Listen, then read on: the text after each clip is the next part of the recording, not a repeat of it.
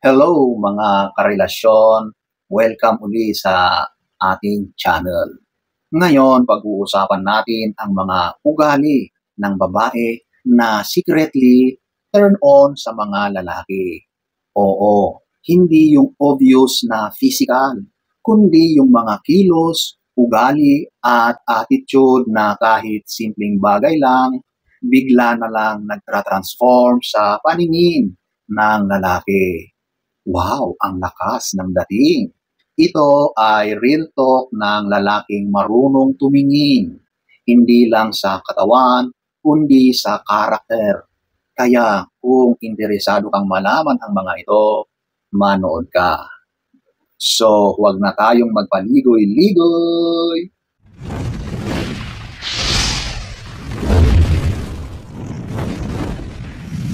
Number 1, ito yung may natural na confidence. Hindi trying hard, hindi lang pa-cute. Alam mo yung babae na confident pero hindi maingay. Yung tipong kaya niyang tumingin sa mata mo habang kausap ka. Hindi dahil flirty siya, pero dahil secured siya sa sarili niya. Para sa lalaki, ibang klase yun. Kasi karamihan ng lalaki sanay makakita ng babae na conscious, mahinhin, or pa-cute. Pero pag may isang babae na tahimik lang, kalmado, confident, at hindi nagmamadaling magpa-impress, grabe, automatic ang turn on na yun. Kasi it shows maturity at inner strength.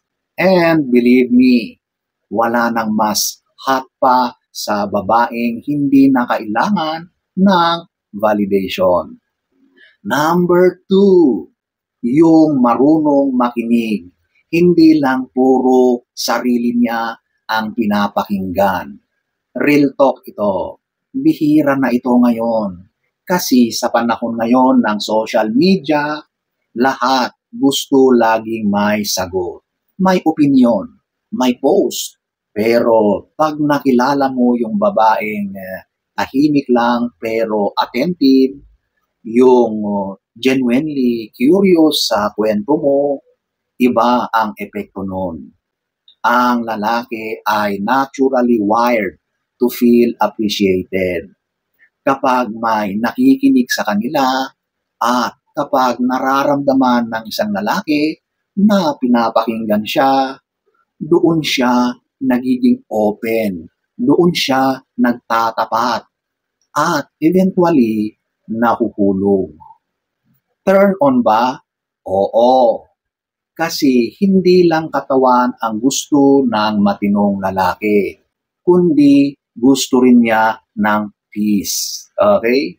Number 3, yung marunong magpatawa at hindi pikon.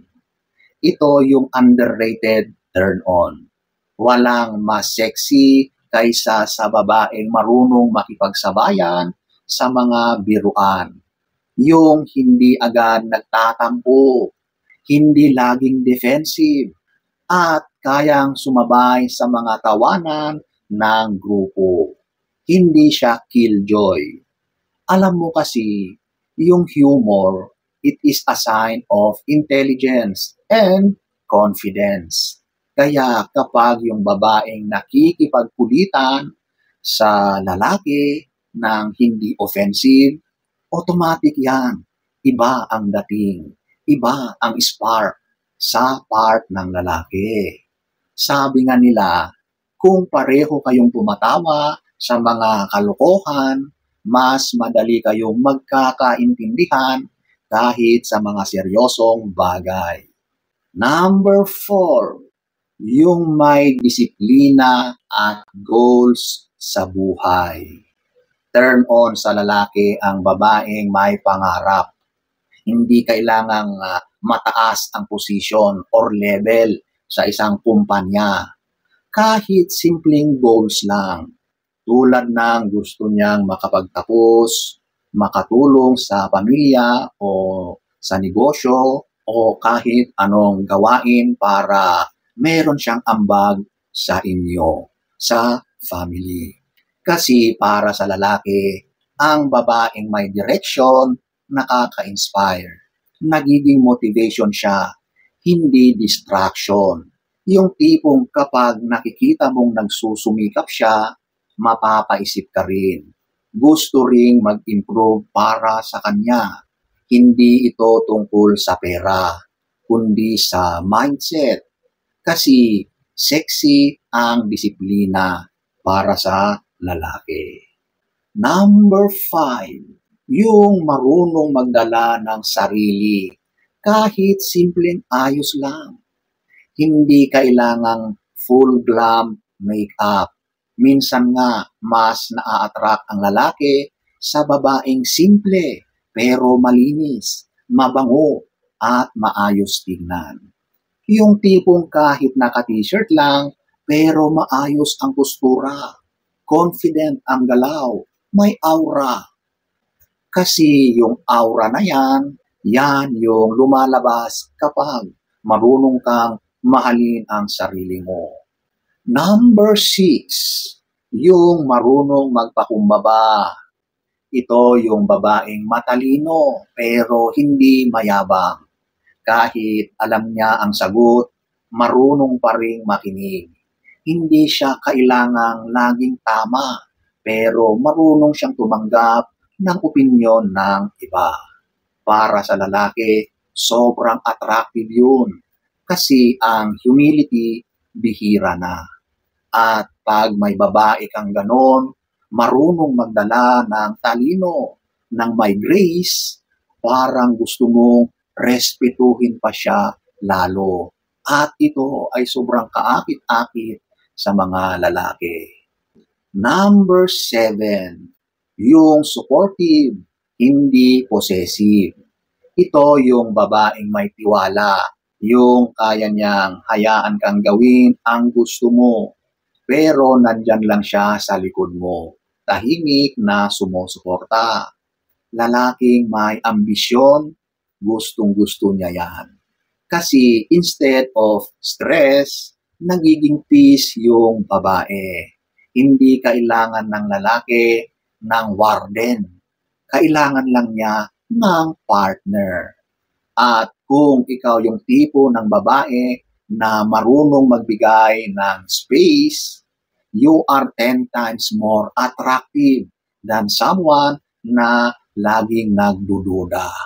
Kahit pa napakaganda.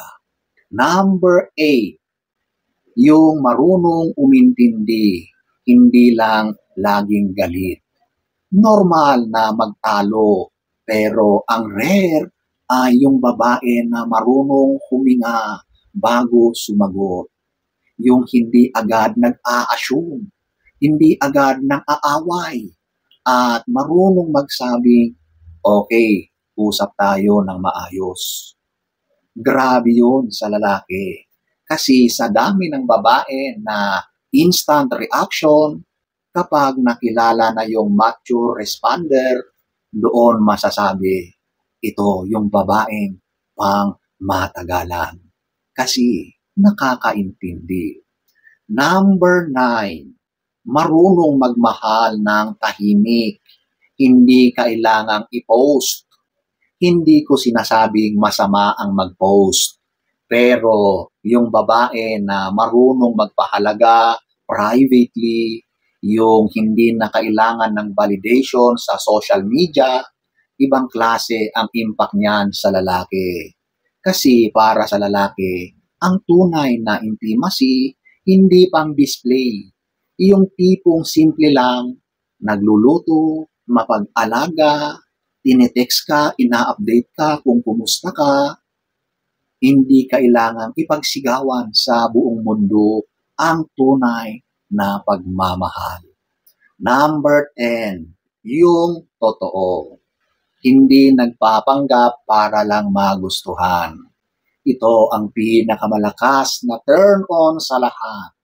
Authenticity. Yung babae na hindi natatakot maging totoo. Kasi sa totoo lang, nakakapagod din yung lagi kang nagpapakyut, yung pinipilit mong maging perfect, o yung sobrang gumagawa ka ng sari-saring gawain para lang magustuhan ka. Pero yung babae na totoo, consistent, at hindi nagpapanggap, yun na po ang sobrang kaakit-akit. So, ayan po mga ladies, ang mga ugali ng babae na nakaka-turn on sa mga lalaki. So, sana ay nagustuhan niyo ang ating topic for today. Next story time. Don't forget to subscribe.